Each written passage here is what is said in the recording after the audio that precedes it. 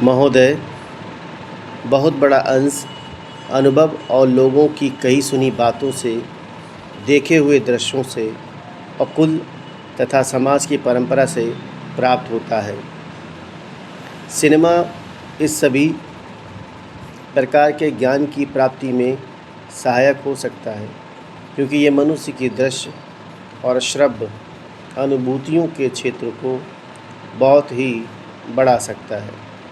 यह एक साधारण सी बात है जिसे सभी जानते हैं कि केवल सुनी सुनाई बात की अपेक्षा हम पर देखे हुए दृश्य का प्रभाव अधिक पड़ता है, और हम यदि सिनेमा द्वारा किसी चीज़ को देख लेते हैं तो उसका उतना फल तो नहीं होता जितना स्वयं आँखों द्वारा देखने से मिलता है। उससे तो कहीं अधिक अमिट छाप किसी के सामने किसी दृश्य के वर्णन करने से पड़ती है। मन बहलाव के भी साधन कितने ही प्रकार के होते हैं। कुछ तो ऐसे हैं जो मन बहलाव के साथ साथ शिक्षाप्रद भी होते हैं, और इसके विपरीत बुरे संस्कारों का साधन बन जाते हैं। मैं स्वयं यह दावा नहीं कर सकता कि मैंने बहुत सी फिल्में देखी हैं। सच पूछिए तो मुझे बहुत कम फिल्में देखने का अवसर मिला है, पर मेरे पास जो खबरें पहुंचती हैं बहुत विश्वसनीय भाइयों और बहनों द्वारा जो शिकायतें पहुंचाई जाती हैं, बहुतेरे उनसे मालूम होता है कि बहुतेरी फिल्में दूसरी कोटि की हैं, जो शिक्षा अथवा मन बहलाव का साधन न बनकर बुरी वासनाओं को जागृत करती हैं, विशेषकर युवाओं के चरित्र पर बुरा प्रभाव डालती हैं। हो सकता है कि इस प्रकार की फिल्में अधिक लोकप्रिय होती हों, उनके द्वारा अधिक पैसे कमाए जा सकते हों।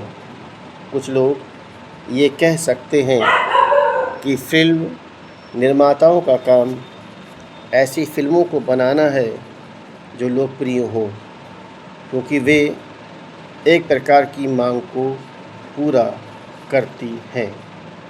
यह भी कहा जा सकता है कि फिल्मों का ध्येय मन बहलाव ही है।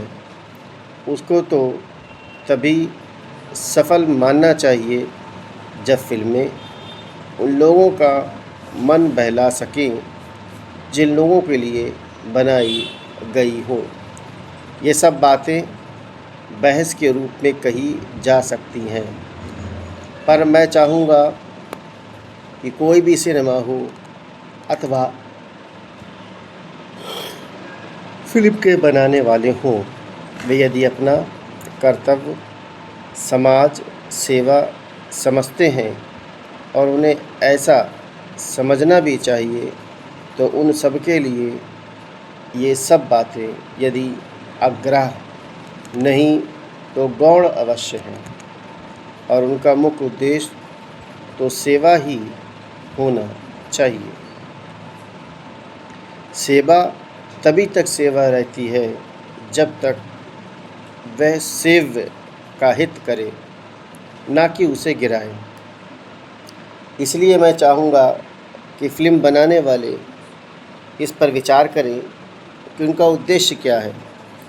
उद्देश्य सेवा ही होना चाहिए, और सेवा के साथ साथ यदि धनोपार्जन भी हो जाए तो निर्दोष है। यदि धनोपार्जन ही उद्देश्य हो और सेवा ना हो तो वह आग्रह होना चाहिए। यदि मनुष्य अपने स्वार्थवश कुछ ऐसा काम करता है जो उसके व्यक्तिगत लाभ के लिए तो ठीक हो, पर जिससे समाज को हानि पहुंचती हो, तो उसे रोकना पड़ता है।